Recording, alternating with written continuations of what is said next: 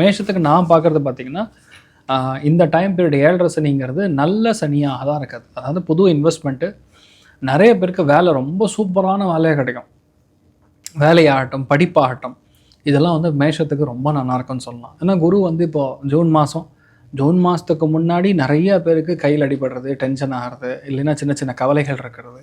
ஜூனுக்கு அப்புறம் வந்து ரொம்ப நல்லாயிருக்கும். ஜூன் 2லேருந்து மேஷத்துக்கு வந்து காசு பண்ணதுக்கு பிரச்சனையே கிடையாது.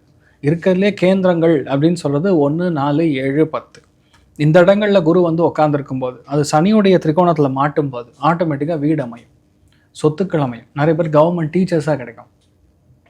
பசங்களுக்கு ரொம்ப நல்ல படிப்பு, கேட்ட இடத்துல சீட்டு, இந்த மாதிரி நிறைய விஷயங்கள் மேஷத்துக்கு ரொம்ப சாதகமான ஒரு மேஷத்துக்கு. இப்போ ரீசெண்ட் பாஸாக லாஸ்ட் 1.5 வருஷமாக என்ன பார்த்தீங்கன்னா, நிறைய பேருக்கு அவமானங்கள் பார்த்துருப்பாங்க. நிறைய பேர் வந்து சொல்ல முடியாத கவலைகள், வீட்டில் இருக்கிறவங்களே அவங்களுக்கு எதிராக வேலை செஞ்சு நிறையா பிரச்சனையை பார்த்துருக்கக்கூடிய ஒரு நிலைமைகள், நம்பி ஏமாந்துருக்கக்கூடிய நிலைமைகள் மேஷத்துக்கு ரொம்ப அதிகமாக இருக்கும்னே சொல்லலாம். ஒன்று அவங்க எதுவாக இருந்தாலும் சரி ஸ்ட்ரைட் ஃபார்வர்டாக இருக்குது இல்லைன்னா இல்லை அப்படி சொல்லக்கூடிய நேச்சரில் இருப்பாங்க. அதே மாதிரி அவங்களுக்கு வந்து ஒரு ஃபாஸ்ட்னஸ் இருக்கும், ஒரு மெடுக்காக இருப்பாங்க. ஒரு கோவம் இருந்தாலும் அதை வந்து வெளிக்காட்ட முடியாத ஒரு நிலைமைகளில் லாஸ்ட் ஒரு 2.5 வருஷமாக கையை கட்டி போடுற மாதிரி இருக்கக்கூடிய நிலைமை. ஆனால் இப்போ என்ன ஆகும்னா, உங்களோட முயற்சி எல்லாமே வந்து இப்போது யூஸ்ஃபுல்லாக இருக்கும். நீங்கள் பட்ட கஷ்டம் வந்து உங்களுக்கு ப்ராஃபிட்டாக மாறும்.